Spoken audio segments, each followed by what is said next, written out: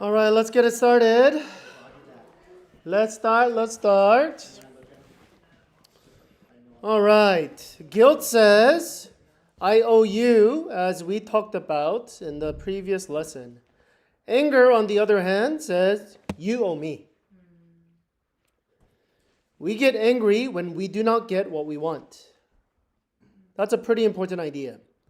What we want may include what we deserve, because after all, who doesn't want what they think they deserve? True that?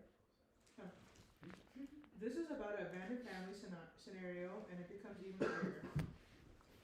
Chances are, you know one or two people whose father ran off with another woman.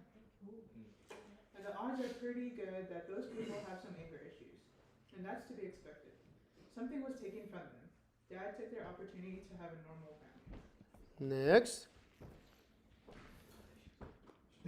Show me an angry person and I'll show you a hurt person. And I guarantee you that person is hurt because something has been taken. Again, here's the point. The root of anger is the perception that something has been taken. Somebody owes you, and now a debt-to-debtor relationship has been established. Okay. So the important word here is perception. And that's why sometimes you could be angry, but you might have not a very good anger. Okay? Because maybe your perception of what was taken from you maybe is wrong. Okay? All right.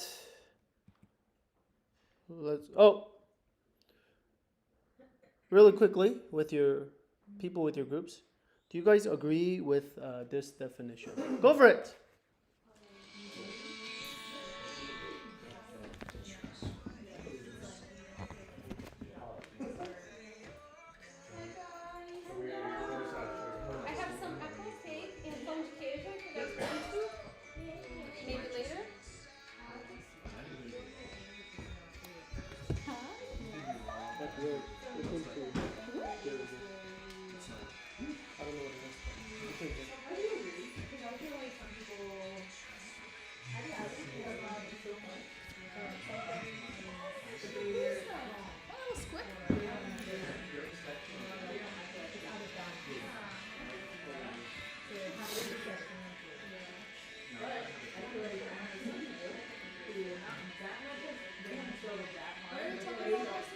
Anger.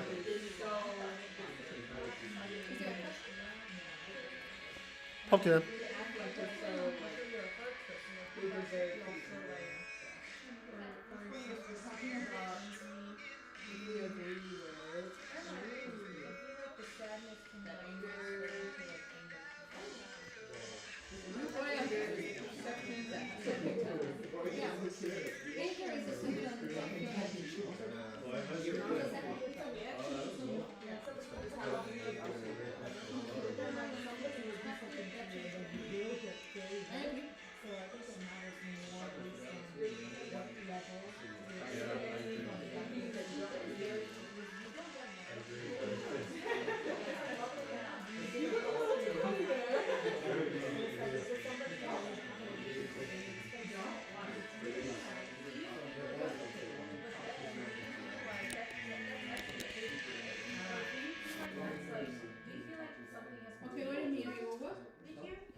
He doesn't agree that it's a perception. He's saying it is something that has been taken. Therefore, there's the right to know.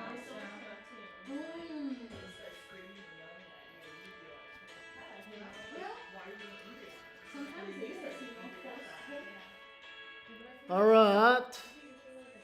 Let's continue. So again, anger is you owe me something. Okay? All right. Who's turn? Kevin? It's easy to believe that the only remedy for anger is payback. After all, isn't that how cancel a debt is to let the guilty party off the hook. Otherwise, they'll probably turn right around and hurt someone else. That makes sense, right? They owe you something. So if it's money, let's say, then just pay that money. Or you punch me once, so you owe me, and so I punch you. Hammurabi's. Okay? Let's keep going. The tragedy is that in most cases, the perceived debt can never be paid. How do you pay your adult son back for not being there for him from the time he was 12? It's tragic because people spend much of their lives waiting for debts to be paid that cannot be Paid. The anger only intensifies and spreads. Very interesting. So obviously, certain debt can be paid. Okay?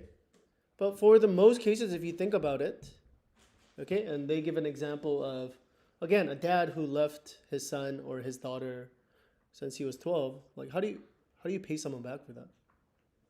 Is money good enough?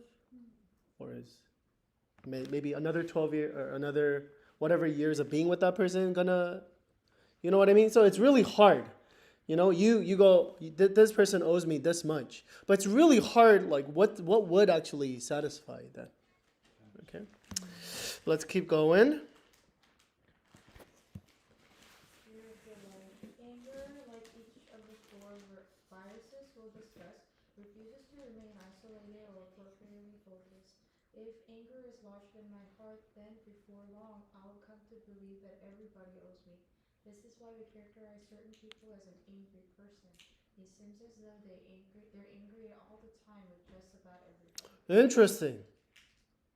Okay? So maybe you had a really, really deep hurt and you felt like somebody has stolen something from you or taken away something from you. Okay? So because of that, you don't just say, my dad owes me or my mom owes me anymore. Now I just feel like everybody has wronged me. And everybody has taken something from me. Okay, so now I'm just not angry at my dad or my family anymore. I'm angry at the world. Okay, let's keep going. But have you ever had dealings with people who are extremely angry? Even if you let them have their way, but you don't let them have their way exactly the way they want it, you still catch grief. Couldn't park. Continue. Extremely angry people have already decided you won't get it right before you even try. They can't let you get it right, otherwise they would lose their excuse to stay angry, and they can't let that happen. Sick, you say? Sure it is. But then anger is a heart disease. People with anger lodged in their hearts are sick, and sick people act sick. Okay. Okay, is that kind of settling in a little bit more? Okay, it's this idea that because they're so angry, they just want to, in the end, eventually, like this builds up, and it's like they just want to be angry with you, just for no reason. And they won't take, even if you're trying to pay them back perhaps, even if you didn't do anything wrong, or try to be nice to them, they're just angry. They're angry at the world, and they just, maybe they identified themselves just that this is who I am. I'm just an angry person. I'm just going to be very, very unhappy. Let's go to next. If in fact it is you who's suffering from this common malady, I bet you have a story to tell. You may have never shared it, a story that leaves no room for doubt as to the legitimacy of your anger. If you do ask yourself why you haven't told a story, I would like to offer an insight into your hesitancy to tell your story. Okay, so the idea is maybe there's a big hurt in your life that has, maybe that's where the source of this anger is coming from.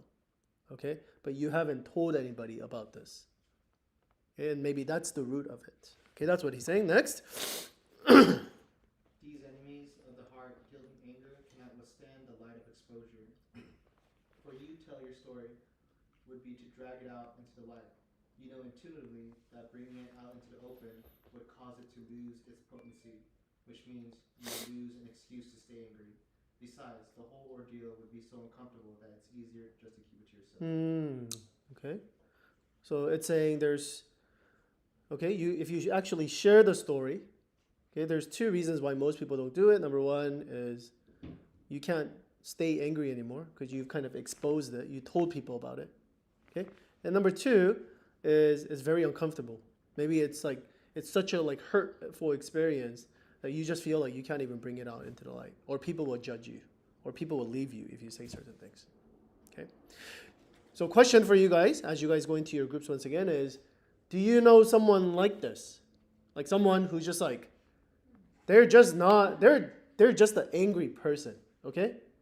Or maybe you thought, oh, I just thought they were just a really, really mean person, but maybe something bad happened. Like, can you resonate with? Or maybe you yourself could resonate with something like this. Okay, so just go for it. Can you resonate? Can you resonate with anything we talked about here? Do you know somebody like this?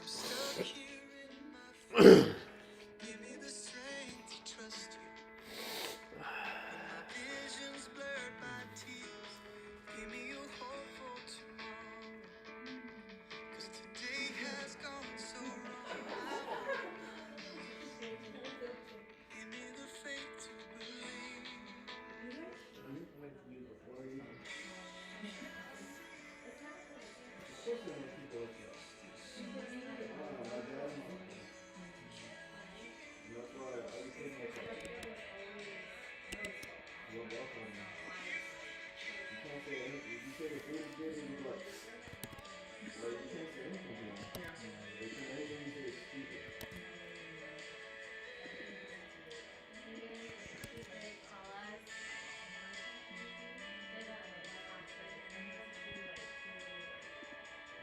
Because they have their own demons.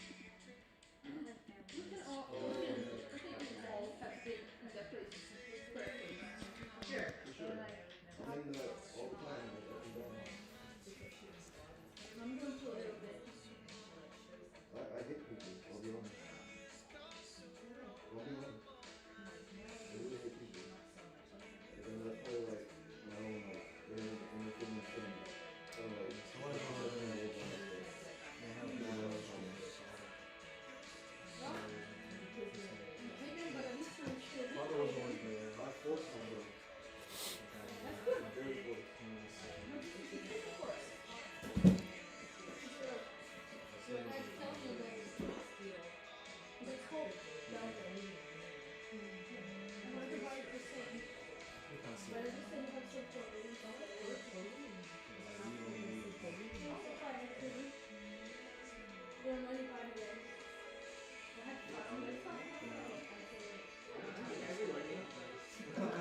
So I feel good now. I talked to all you guys, my brother, my dad, my sister, like 3 times. And I talked to my therapist, so I'm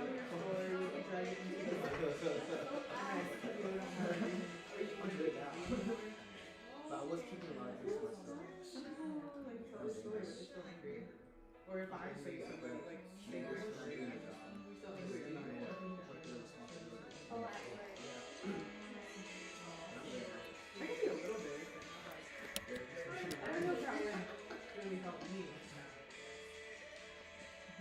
It's still, it may lose its potency. I remember Amy had this doctor. But he didn't do it. Its potency is not there, but it's definitely. All right, 30 more seconds. 30 more seconds. It's strong. It's still there. So it makes me like more hesitant. I'm like, I never want to be in that same situation. I never want to experience it. Yeah, I've never done that. So I'm like, It's like you agree with more me, or hesitant. you I have to like, find In my head, it'd be like, like, you're really hurt by it. yeah, I'm a really adult, and how could you embarrass me so much that I'm angry? or you know anybody who's All right, let's come back together. So the first part, we talked about somebody maybe anger has like basically got stuck in their heart, and because of that, it just, again, like a virus, it just got polluted and just went to every part, and they're just now just a very, very angry person. Okay, now we're going to talk about another person on the outside, looks very similar, but on the inside, it's a different thing going on. Okay, next. If this is your situation, do you realize you may be one story away from a healthy heart? Can you see that by forcing yourself to bring your story to light, you may deal your anger a fatal blow? What are you afraid of? Perhaps you know that telling your story will cause it to lose some of its potency. After all, if somebody heard your tale, they might suggest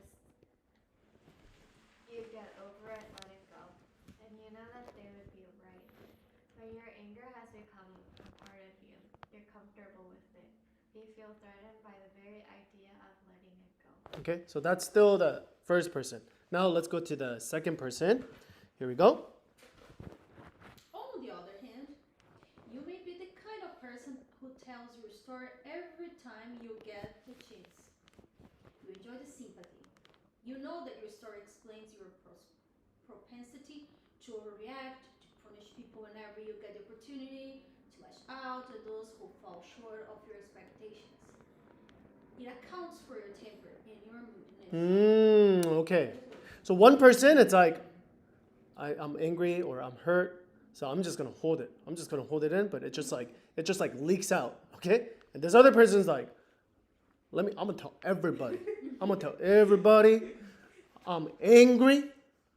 This is injustice. This is what my parents did. This is what my boyfriend did, or this is what my ex did. This is like, so they're just like, blah, blah, blah. And then now, because it's like, oh, remember, I'm the hurt, angry person.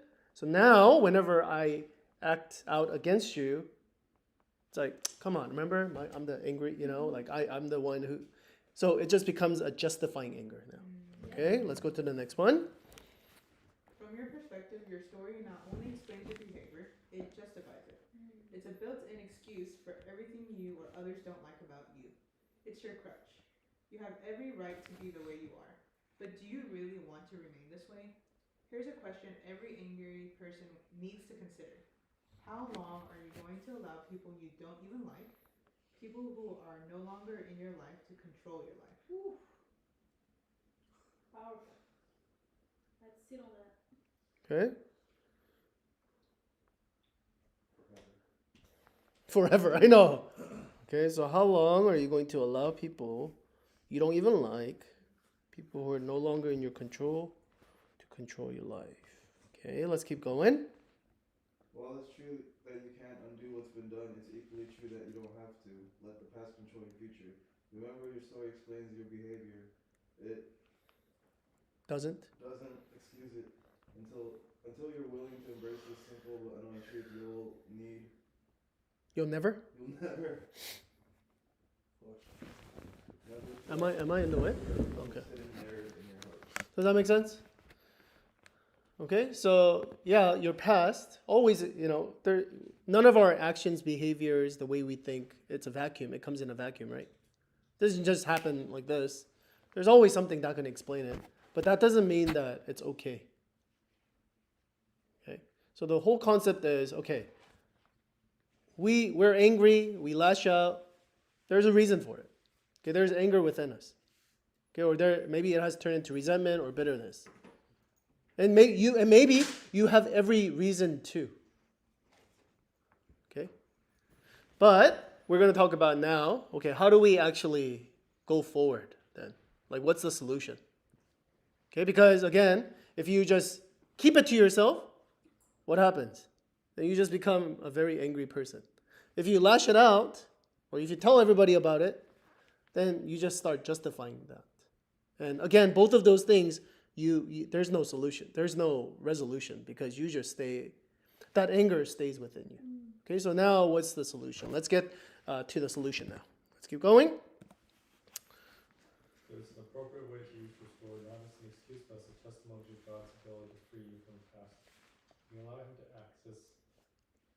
you allow him access to the part of your heart that harbors anger, something amazing will transpire. Your story will no longer explain your behavior, will stand in stark contrast to it.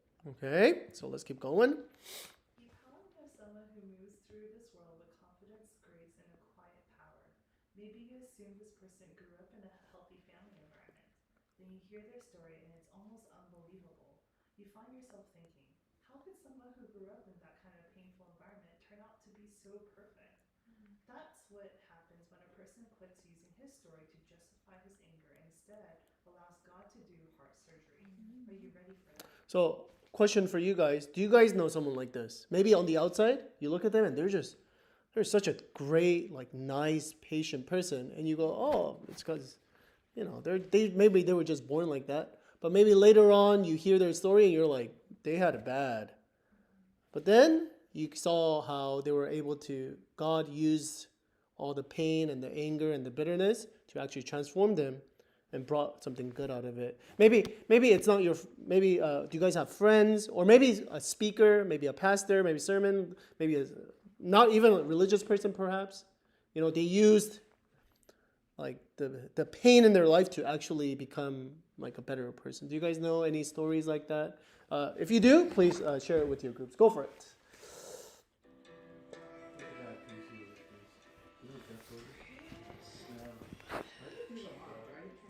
He's like the most nicest person, the most nicest person. He's the president, right? Future president? Or vice president? I don't know. He was something. You would have brought that? Yeah. Yeah, he is. I remember he's a nice. I didn't hear very angry. Yeah, I remember used to listen to I I heard never would have rumors thought. of I him. never would have thought he was like that. That's crazy. I think it's the same. Yeah, that is the same. Like I did my mission trip after him. Like he was in the same place. Like Connie went on, everybody knew. Oh, Jeff! Jeff! I know it's live, and I just cannot like. I remember just hearing like, man. I used to listen to like, was it some kind of like, I guess he used to have headphones. I guess that was to kind of calm him down. I don't know. Whatever he listened to helped him calm him down. I remember songs of anger. It's weird. Pushing him up to shut up.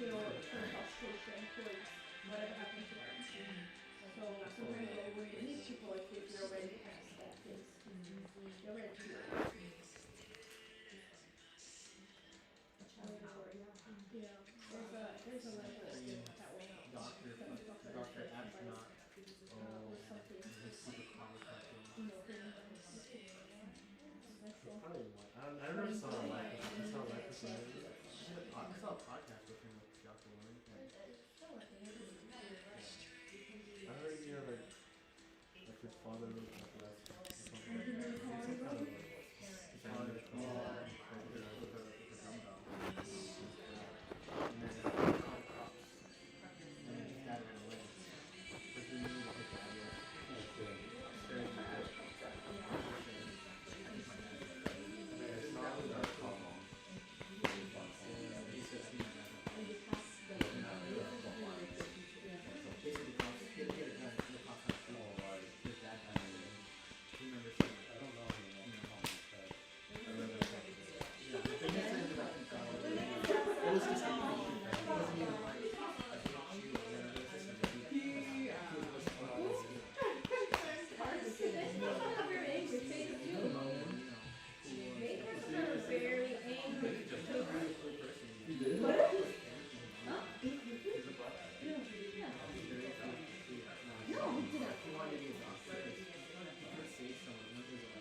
He didn't die. Or SD world now. All right, one more minute. One more minute.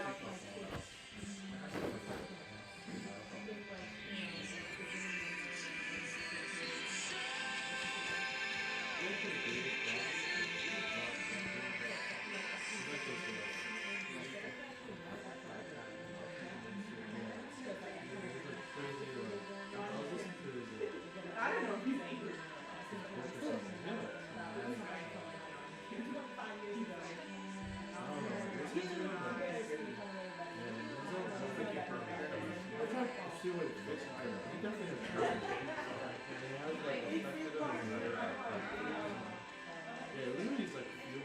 It's like 5 years ago.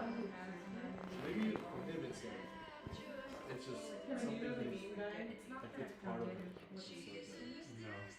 No. Oh, that guy, yeah. I said He's a or not in real life, so he's like been super successful. Even though he had like such a bad he did let him and then he did yeah, he's really bad. All right, let's come back together.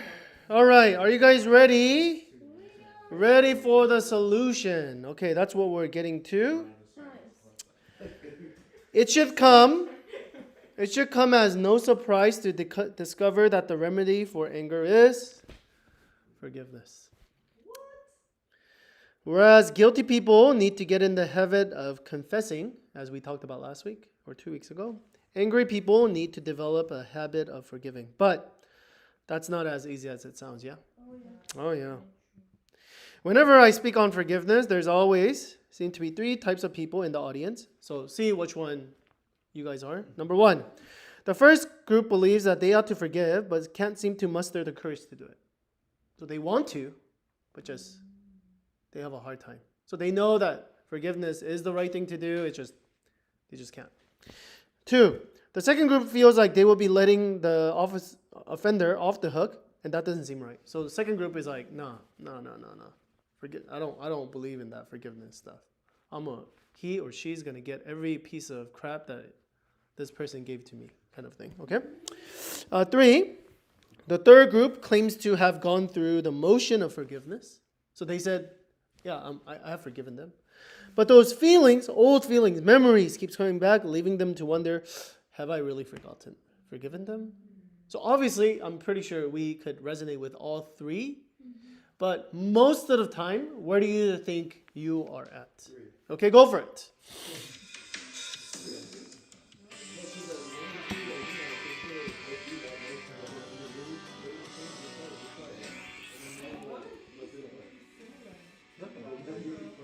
It's like, how do I know if I forgive them or not? Like, you know, I say, like, oh, it's okay. We're good, we're cool. And then, like, No, you're not. no, I mean, like, or like, I say it, and then, like, I try to say it, and I don't do it right. And then, like, I'm like, later, I'm like, thinking about it, I'm like, it's still, like, a lingering, and I'm like, maybe it's okay to do that. I don't know. I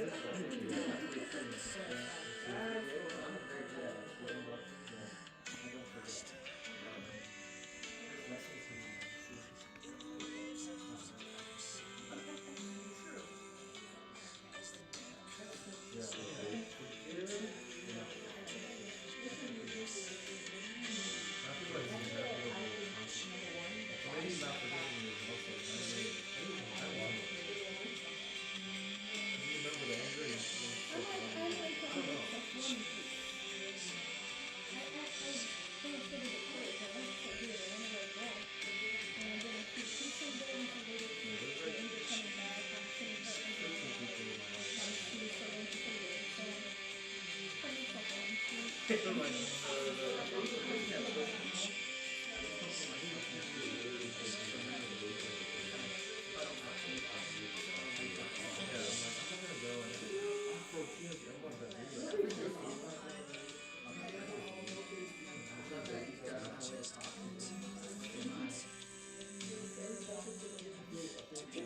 kind of making it like, you know how they say, like, you know, how a pearl is made? There's something tangible put into the oyster.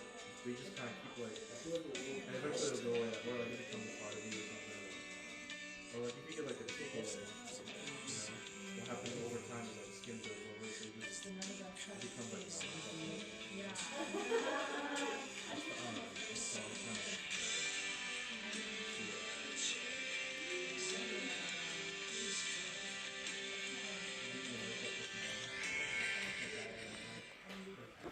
All right, let's come back together. Okay, let's keep going. All right. Just letting you know, this study, there's two parts. Okay, so if it ends a little then just letting you know, it's going to continue next week, okay? All right, how to get rid of anger. So we talked about forgiveness. Lizia? In a letter to the believers, the Apostle Paul makes what appears to be an unreasonable demand. Get rid of all bitterness, rage, and anger, brawling, and slander, along with every form of malice. Ephesians 4:31. We're commanded to get rid of anger. That doesn't even make any sense, does it? How do you rid yourself on emotion? In essence, he says, whatever negative emotion you are harboring, regardless of who it's against, get rid of it. Get rid of it. Next. This strikes me as an incredibly insensitive coming from a guy who lived 2,000 years ago and has no idea what's going on in my life.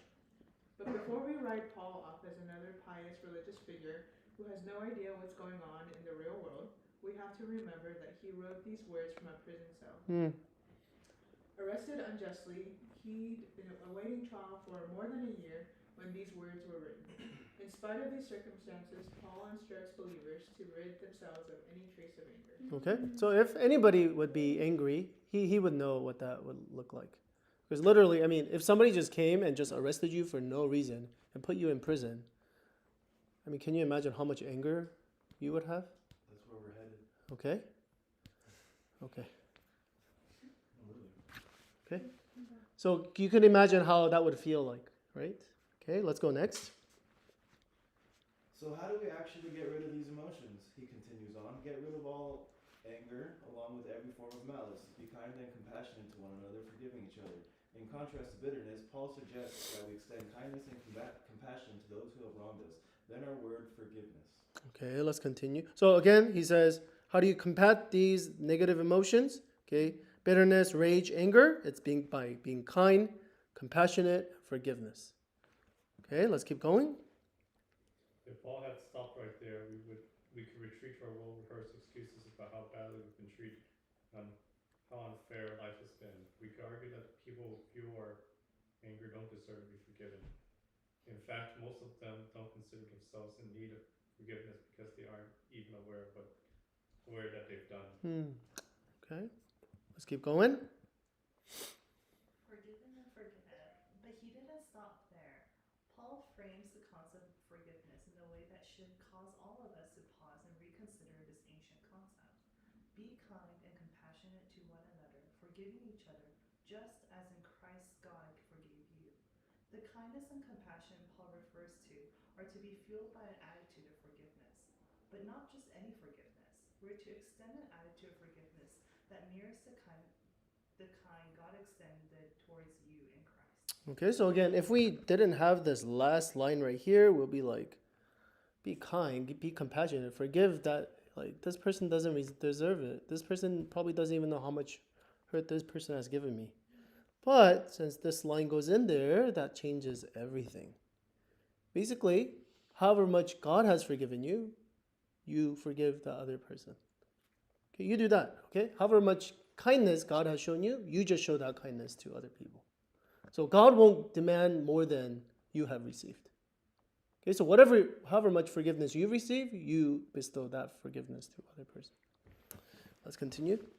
The kind of forgiveness Paul is talking about doesn't make any sense unless you're a forgiven person. He felt free to command to forgive unconditionally because he was writing to Christians, people who themselves and they had experienced the forgiveness of God through Christ. There's a big difference. Perspective is everything. As a believer, I'm called and liberated to view forgiveness from the perspective of the cross. Okay.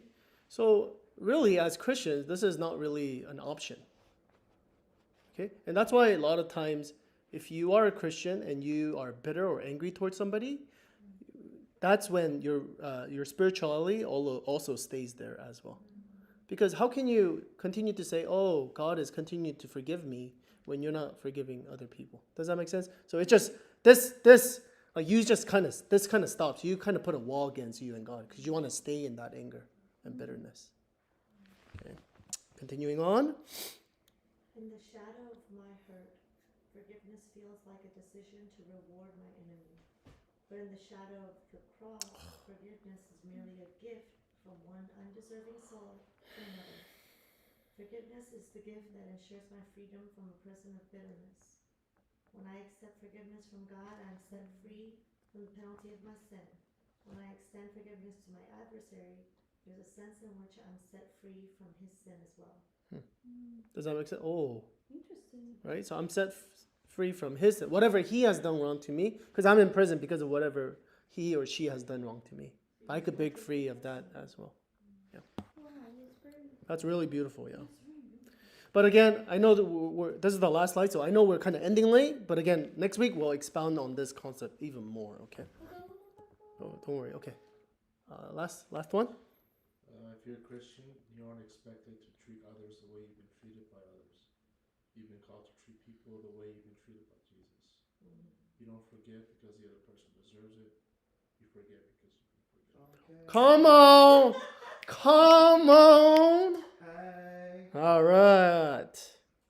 So we'll continue on with this beautiful, beautiful concept that we have. We actually have power and the resource as Christians to forgive other people. Okay? But we'll continue on with that next week. All right, go for it.